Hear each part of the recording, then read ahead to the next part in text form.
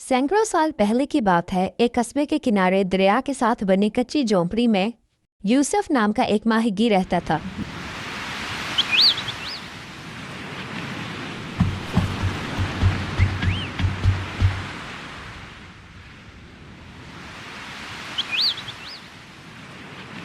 यूसुफ के पास दौलत नहीं थी, जमीन नहीं थी, कोई बाग या खेत नहीं थे। उसकी कुल कायनात एक बोसीदा जाल और एक पुरानी कश्ती थी जिसके तख्ते जगह जगह से टूटे हुए थे। जब कश्ती पानी में उतरती तो लगता अभी डूब जाएगी, मगर यूसुफ के बाजुओं की ताकत और दुआ के सहारे हर रोज वही कश्ती दरिया का सीना चीरती। यूसुफ की जिंदगी का सबसे बड़ा सुकून उसके 3 बच्चे और बीवी थी। झोंपड़ी के अंदर अक्सर चूल्हा ठंडा रहता, बच्चों के पेट में भूख मचलती, लेकिन यूसुफ हमेशा उनकी आंखों में उम्मीद जगाने की कोशिश करता। रात को जब बच्चे रो रो कर सो जाते तो यूसुफ अपने बीवी के साथ अंधेरे में बैठकर कहता, खुदा के रिस्क पर भरोसा रखो, भूखा वही रहता है जो सब्र छोड़ दे। यूसुफ बचपन से ही दरिया का बेटा था। उसके वालिद भी माहीगीर थे और गुर्बत उनका पीछा कभी ना छोड़ सके। लेकिन यूसुफ ने अपने बाप से एक नसीहत हमेशा याद रखी, हिर्स इंसान को अंधा कर देती है। जाल ज्यादा बार डालने से नहीं, बल्कि अल्लाह की मर्जी से रिज़्क बढ़ता है।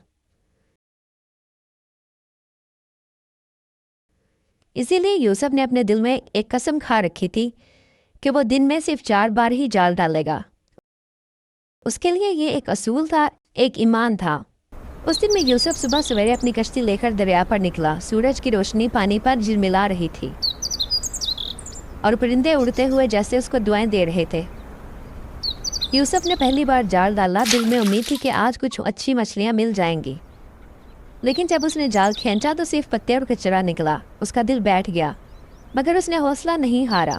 कोई बात नहीं, ये तो पहली कोशिश है। खुदा की ज़मीन वसी है, मेरा नसीब अभी बाकी है। इसने दूसरी बार जाल डाला। अब जब खींचा तो इसमें टूटी फूटी लकड़ियाँ और बेजान शाहें निकलीं।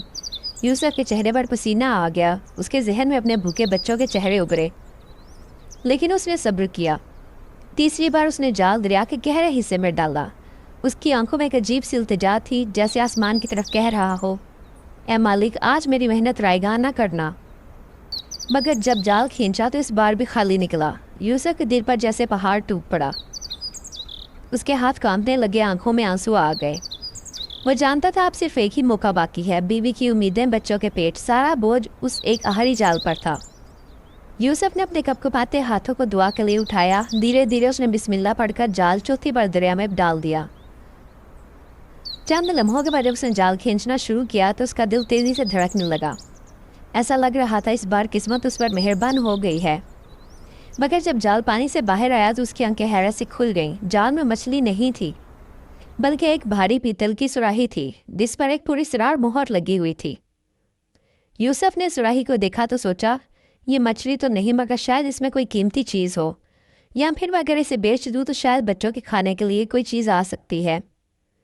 वो खुशी खुशी सुराही खोलने लगा, लेकिन जो ही उसने ढक्कन हटाया तो अंदर से धुएं का बादल निकला। वो धुआं आसमान की तरफ उठने लगा और देखते ही देखते खौफनाक जिन की शक्ल अख्तियार कर गया। यूसुफ की आंखें खौफ और हैरत से फैल गईं। उसने ऐसा मंजर जिंदगी में कभी नहीं देखा था।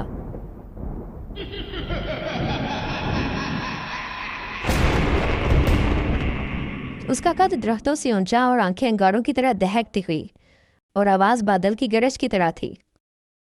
इंसान, मैं 300 साल से इस सुराही में कैद था। हजरत सुलेमान अलैहिस्सलाम ने मुझे अपनी मोहर से कैद किया, क्योंकि मैं लोगों को नुकसान पहुंचाता था। यूसुफ पसीने में शराबूर हो गया। उसने लरसती आवाज में पूछा, अगर तू इतने साल से कैद था तो अब आजाद होकर क्या चाहता है? क्या तू मेरी ख्वाहिशें पूरी करेगा?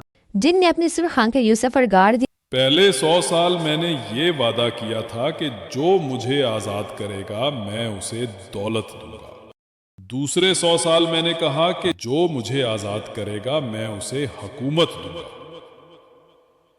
लेकिन जब कोई ना आया तो तीसरे 100 साल में मैंने कसम खाई کہ جو بھی مجھے آزاد کرے گا میں اسے قتل کر دوں گا۔ یوسف کے پیروں تلے زمین نکل گئی، اس کے ذہن میں اپنے بیوی بچوں کی شکلیں گم گئیں۔ اس نے ہاتھ جوڑ کر کہا، اے جن، میرا قصور کیا ہے؟ میں نے تو تجھے محض اتفاق سے آزاد کیا ہے۔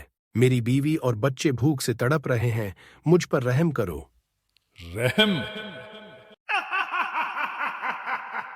انسان، رحم میرا شیوا نہیں۔ میں نے قسم کھائی ہے اور اب قسم پوری ہو کر رہے گی۔ تجھے موت کے سوا کچھ نہیں ملے گا۔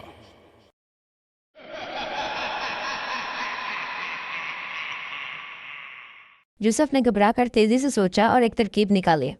تم جن ہو، مگر مجھے یقین نہیں آتا کہ ویسے بھی تم میری کوئی خواہش پوری کر سکتے ہو، اور یہ تو ممکن ہی نہیں لگتا کہ اتنا بڑا جن اتنی چھوٹی سوراہی میں سما سکتا ہے۔ اگر واقعی تو اندر تھا تو مجھے اپنی آنکھوں سے دکھا دے۔ جن نے غرور سے سر اٹھایا، بولا، کیا تم مجھے ایسا سمجھتے ہو کہ میں یہ چھوٹا سا کام نہیں کر سکتا؟ تمہاری آنکھوں کے سامنے یہ کمال دکھاتا ہوں۔ بادل کی طرح سمٹ کر واپس سوراہی میں گھسنے لگا۔ یوسف نے موقع غنیمت جانا اور فوراً ڈھکن بند کیا، پوری طاقت سے اس پر مہر واپس لگا دی۔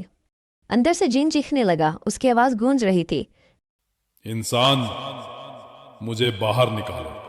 اس بار میں وعدہ کرتا ہوں کہ تمہیں نقصان نہیں پہنچاؤں گا۔ میں تمہیں دولت دوں گا، عزت دوں گا، ہر چیز دوں گا۔ یوسف نے ٹھنڈی سانس لی اور کہا، اب نہیں۔ یوسف نے بھاری سوراہی اٹھائی اور زور سے دریا میں واپس پھینک دی۔ سوراہی پانی میں ڈوب گئی اور جن کی چیخیں آہستہ آہستہ معدوم ہو گئی۔ یوسف نے آسمان کی طرف دیکھا اور ہاتھ دعا کرے اٹھائے، اے میرے رب، آج میں خالی ہاتھ گھر جا رہا ہوں، لیکن میرا دل سکون میں ہے۔ اب مجھے یقین ہے کہ اصل رزق ایمان اور صبر میں ہے، نہ کہ کسی جن کے وعدوں میں۔ مجھے یقین ہے آج نہیں تو کل تو مجھے رزق ضرور عطا فرمائے گا۔ الف لیلہ کی کہانی، جادو سا فسانہ، ہر بات میں سچائی نکی کا تھا زمانہ۔